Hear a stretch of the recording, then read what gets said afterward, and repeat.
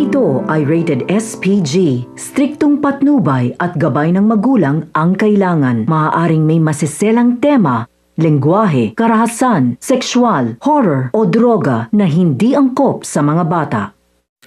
Ngayon ngang nalaman na ni Ashley ang katotohanan na siya ay anak din talaga nitong si Paulo, ay dito na nga siya nagyabang. Sinabi niya na pantay na silang dalawa nitong si Jasmine at ang lahat ng bagay na meron si Jasmine ay dapat meron din siya. Kaya naman, dahil alam niya na hawak niya na sa leeg itong si Marge at hawak niya ang buhay ni Jasmine, ay sinabihan niya nga itong si Marge na tigil-tigilan nito ang kanyang nanay na si Thea, or else baka magbago ang isip niya at hindi siya mag-donate sa anak nito.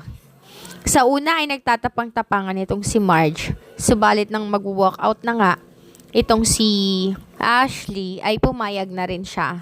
Alam niya kasi na kahit na anong gawin niya ay tanging si Ashley lamang ang makakatulong sa kanyang anak.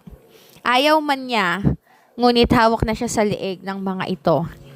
Samantala, matapos nga ang nasabing operasyon ay naging maayos na nga ang kalagayan nitong si Jasmine. Subalit palaging ipinapamukha sa kanya nitong si Thea at nitong si Ashley na utang na loob ni Marge at nitong si Jasmine ang buhay ni Jasmine dito nga kay Ashley. Sinabi niya na kung wala ang anak nito ay hindi madudugtungan ang buhay nitong si Jasmine.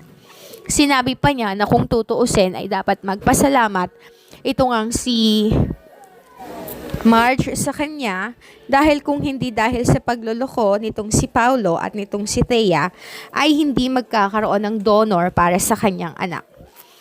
Natulala itong si Marge at tiniis niya na lamang ang mga pangyayaring ito. Hindi niya gusto ang ganung setup na dalawa sila sa loob ng mansyon at ang katotohanan na naanakan pa ito ni Paulo. Subalit kinailangan niyang lunukin ang pride niya alang-alang sa ikabubuti ni Jasmine.